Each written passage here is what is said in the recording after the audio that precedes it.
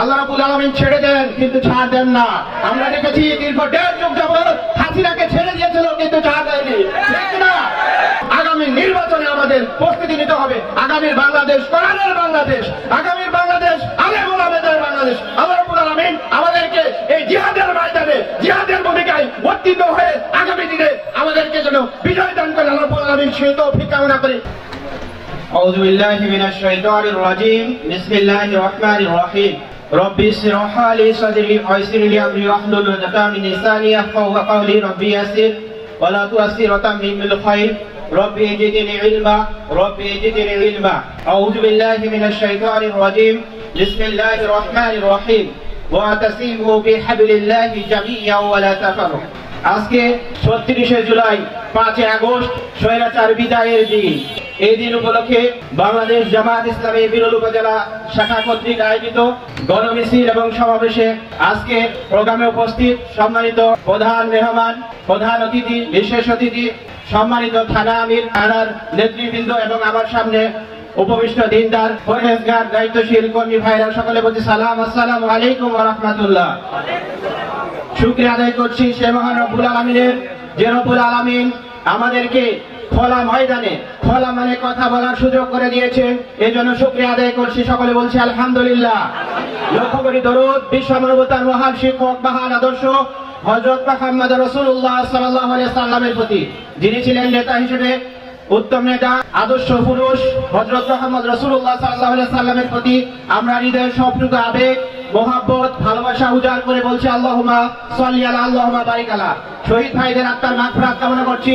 যে সকল ভাইরা বদর থেকে শুরু করে আজ অবধি ইসলামী আন্দোলনের জন্য নিজের সবটুকু উজাড় করে নাফার দেশে চলে গিয়েছেন, নির্যাতনের শিকার হয়েছেন, বন্দী জীবন কাটিয়েছেন, আল্লাহ রাব্বুল আলামিন তাদেরকে উত্তম জাযা দান করুক, আমিন। আমরা দেখছি ফিলিস্তিনে এখন পর্যন্ত অসহায় নারী পুরুষদেরকে হত্যা করা হচ্ছে, প্রতিদিন হত্যা করা হচ্ছে। আমরা এখান থেকে জানিয়ে দিতে চাই যে আল্লাহ রাব্বুল আলামিন এই দুনিয়ার নিয়ন্ত্রণ করছে, ঠিক কি না? যে ইহুদি খ্রিস্টানরা মুসলমানদের পিছনে ষড়যন্ত্র করে মুসলমানদেরকে দুনিয়া থেকে বিদায় করে দিতে চায়, আল্লাহ রাব্বুল আলামিন দেখছেন কিনা? আল্লাহ রাব্বুল আলামিন ছেড়ে দেন কিন্তু ছাড় দেন না। আমরা দেখেছি দীর্ঘ 1.5 যুগ যাবত হাসিনাকে ছেড়ে দিয়েছিল কিন্তু ছাড় দেয়নি, ঠিক না? আমরা সেই ইহুদিকে জানিয়ে দিতে চাই, সেই পশ্চিমা পেটাটা বাহিনীকে জানিয়ে দিতে চাই যে আল্লাহ রাব্বুল আলামিন ছাড় দিয়েছেন, ছেড়ে দেয়নি। যেদিন ধরবে সেদিন রক্ষা পাবে না, ঠিক না? এজন্য আমরা যাই, এই ৩৬ জুলাই বাংলাদেশ স্বাধীন হয়েছে। যদিও আমরা ইতিপূর্বে স্বাধীনতা দেখেছি, ঠিক না? কিন্তু মানুষরা স্বাধীনভাবে কথা বলতে পারেন নাই, মানুষের বাক স্বাধীনতাকে কেড়ে নেওয়া হয়েছে, ঠিক না? মানুষরা তাদের ভাব প্রকাশ করতে পারেন নাই, আলেমরা কোরআন হাদিস দিয়ে কথা বলতে পারেন নাই।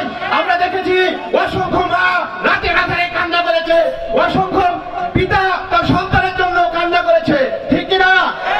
এরকম ভাবে অসংখ্য মায়ের কান্না, অসংখ্য বাবার আহাজারি, অসংখ্য সন্তানের আহাজারিতে আল্লাহ রাব্বুল আলামিনের আকাশ বাতাস ভারী হয়ে গিয়েছিল। হে আল্লাহ রাব্বুল আলামিন বাংলাদেশে বিজয় দান করেছে। আমরা এই বিজয়কে আমাদের কখনো হাতছাড়া করতে চাই না। আমরা কি এই বিজয় ছেড়ে দিতে চাই? আমরা দেখেছি চাঁদাবাজকে বিদায় দিয়েছি, আমরা টেন্ডারবাজকে বিদায় দিয়েছি, তারপরে আমরা বাংলাদেশে নতুন করে চাঁদাবাজ দেখেছি, ঠিক কিনা? ধর্ষণকারীকে বিদায় দিয়েছি বাংলাদেশ। আর স্বৈরাচার যাওয়ার পরে আমরা আবার আমার মা বোনদের ধর্ষিত হতে দেখেছি, ঠিক কিনা? যে শহীদরা রক্ত দিয়েছে সে শহীদের রক্তের সাথে আমরা বেঈমানি করতে পারি না, পারি? আমরা শপথ নিতে হবে, আমরা যে চাঁদাবাজি হয়েছে এই চাঁদাবাজি আর করতে দিব না, পারবো কিনা? যে টেন্ডারবাজ চলছে এই টেন্ডারবাজি আর করতে দিব না, পারবো কিনা? আমরা বাংলাদেশের জিম্মাদারির দায়িত্ব নিতে হবে আমাদের। যে শহীদরা রক্ত দিয়ে চলে গিয়েছে, আমরা যদি তারা রক্ত দিয়েছে কি জন্য? একটা সুন্দর বাংলাদেশ গড়ার জন্য, ঠিক কিনা? আমরা এই বাংলাদেশ গড়ার জন্য আমরা উপস্থিত রয়েছি। আমরা প্রয়োজন হলো আমাদের 2000 রক্ত দিয়েছি, আমরা 10,000 রক্ত দিয়ে বাংলাদেশের প্রতিটি ইঞ্চি মাটি আমরা ধরে রাখবো, ঠিক কিনা? আল্লাহ রাব্বুল আলামিন আমাদেরকে সেই তৌফিক দান করুক। আমি কোরআনে একটি আয়াত তেলাওয়াত করেছি, ওয়াতাসিমু বিহাবলিল্লাহি জামিআন ওয়া লা তাফাররাকু।